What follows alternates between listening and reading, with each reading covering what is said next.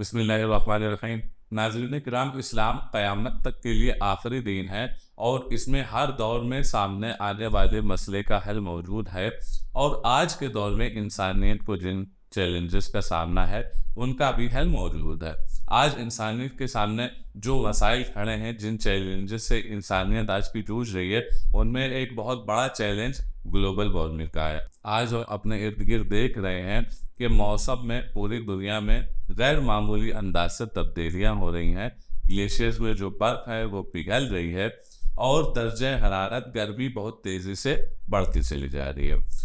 اس حوالے سے جب ہم اسلام کا جائزہ لیتے ہیں تو ہمیں نظر آتا ہے کہ اسلام میں ماحول یعنی انوائرمنٹ کو اچھا بنائے رکھنے کے حوالے سے بھی تعلیمات موجود ہے۔ گلوبل وارمنگ کو کنٹرول کرنے اور انوائرمنٹ کو اچھا بنائے رکھنے میں بہت بڑا کردار پیڑوں کا ہوتا ہے۔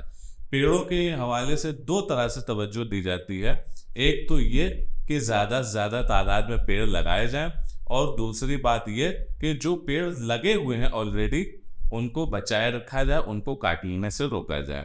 اس مسئلے کو حدیثوں میں دونوں طرح سے ڈسکس کیا گیا ہے۔ ایک طرف تو رسول اللہ نے پیڑ لگانے کی اہمیت بیان فرمائی، اور دوسری طرف لگے پیڑوں کو کاٹنے سے بھی روکا ہے۔ رسول اللہ صلی اللہ علیہ وسلم نے فرمایا کہ جو مسلمان بھی درخت لگائے گا اور پھر اس درخت سے جو بھی انسان یہ چوپائے پھل کھائیں گے تو یہ درخت اس کے لیے قیامت تک کے لیے صدقہ ہوگا۔ اسی طرح دوسری حدیث میں رسول اللہ صلی اللہ علیہ وسلم نے بہت زور کے ساتھ پیڑ لگانے کا حکم فرمایا کہ اگر قیامت قائم ہو رہی ہو اور تم میں سے کسی کے ہاتھ میں ایک پودا ہو اور اس کے پاس صرف اتنی مہلت ہو کہ وہ ایک پیڑ لگا سکتا ہو تو وہ پیڑ ضرور لگائے۔ دیکھیں تاکید دیکھیں کہ قیامت بھی قائم ہو رہی ہو اس وقت بھی پودا لگایا جائے۔ اس کا دوسرا پہلو بھی دیکھ لیتے ہیں کہ رسول اللہ صلی اللہ علیہ وسلم جب اپنی فوج دشمن کے علاقوں میں بھیجتے تھے تو لاسٹ مومنٹ پر جو ان کو نصیحتیں فرماتے تھے ان میں ایک نصیحت یہ بھی ہوا کرتی تھی کہ کسی بھی کھیتی کو آگ نہ لگانا اور کسی بھی ہرے بھرے درخت کو نہ کاٹنا۔ اس طرح رسول اللہ صلی اللہ علیہ وسلم نے اپنی امت کو ہریالی کو نقصان پہنچانے سے روکا، اور پھر یہی تعلیم آگے چل کر اسلامی فوجوں کا بھی پروٹوکول رہی کہ جہاں کہیں بھی مسلمان جاتے تھے، جس علاقے میں بھی ان کی فوجیں جاتی تھی، وہ کسی بھی علاقے میں نہ ہریالی کو نقصان پہنچاتے تھے، نہ پیڑ کاٹتے تھے، نہ کھیتوں کو آگ لگایا کرتے تھے۔ اور پھر قرآن میں بھی ہریالی کو تباہ کرنے، پیڑ پودے خراب کرنے کی بھی مذمت کی گئی ہے۔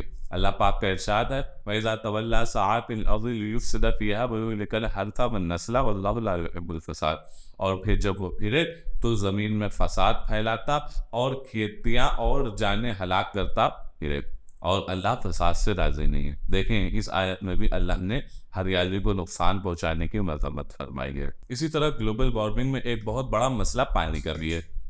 ہم دیکھ رہے ہیں کہ پوری دنیا میں ایک طرف تو پانی کی کمی بھی محسوس کی جا رہی ہے اور دوسری طرف پانی میں پولوشن کے پھیلنے کا بھی مسئلہ کھڑا ہے۔ اس حوالے سے بھی حدیث میں اس مسئلے کو بھی دونوں طرح سے ڈسکس کیا گیا ہے۔ ایک طرف تو پانی کی حفاظت کا حکم ہے، پانی کو ویسٹ کرنے سے روکا گیا ہے، دوسری طرف پانی کو گندگی سے محفوظ رکھنے کی بھی تعلیمات موجود ہے۔ رسول اللہ صلی اللہ علیہ وسلم نے وضو میں فضول خرچی کرنے اور پانی زیادہ بہانے سے منع فرمایا، تو پوچھا گیا کیا وضو جیسے نیک کام میں بھی فضول خرچی ہو سکتی ہے، اس میں بھی زیادہ پانی بہہ سکتا ہے؟ رسول اللہ صلی اللہ علیہ وسلم نے فرمایا ہاں، چاہے تم بہتے دریا کے کنارے ہو تب بھی وضو میں فضول خرچی نہ کی جائے اور پانی زیادہ نہ بہایا جائے۔ اور پانی میں گندگی پھیلانے سے روکتے ہوئے رسول اللہ صلی اللہ علیہ وسلم نے فرمایا کہ تم میں کوئی بھی ٹھہرے ہوئے پانی میں پیشاب نہ کرے۔ دیکھیں رسول اللہ نے پانی کو گندا کرنے سے منع فرما دیا۔ اور پھر اوور آل صفائی ستھرائی کا خیال رکھنے، ماحول کو اچھا بنائے رکھنے، پاکیزگی رکھنے کے حوالے سے تو عام اسلامی تعلیمات موجود ہیں۔ اسلام میں صفائی ستھرائی کی اتنی اہمیت ہے کہ اس کو اسلام کا ایک حصہ مانا گیا ہے۔ رسول اللہ صلی اللہ علیہ وسلم کی حدیث ہے الطہور شطر الایمان، صفائی ستھرائی رکھنا ایمان کا حصہ ہے۔ اب یہ ایک عام سی بات ہے، اس میں کوئی یہ خاص بات نہیں ہے کہ کپڑوں کی صفائی رکھی جائے یا اپنے گھر کی صفائی رکھی جائے یا اس چیز کی صفائی رکھی جائے، اس چیز کی صفائی رکھی جائے، نہیں، یہ بالکل عام حکم ہے کہ ہر چیز میں صفائی ستھرائی کا خیال رکھا جائے، اور یہ صفائی ستھرائی ایمان کا حصہ ہے۔ اس طرح اسلام آج کے دور کے اس بہت بڑے چیلنج کو بھی ایڈریس کرتا ہے۔ جزاک اللہ خیرا۔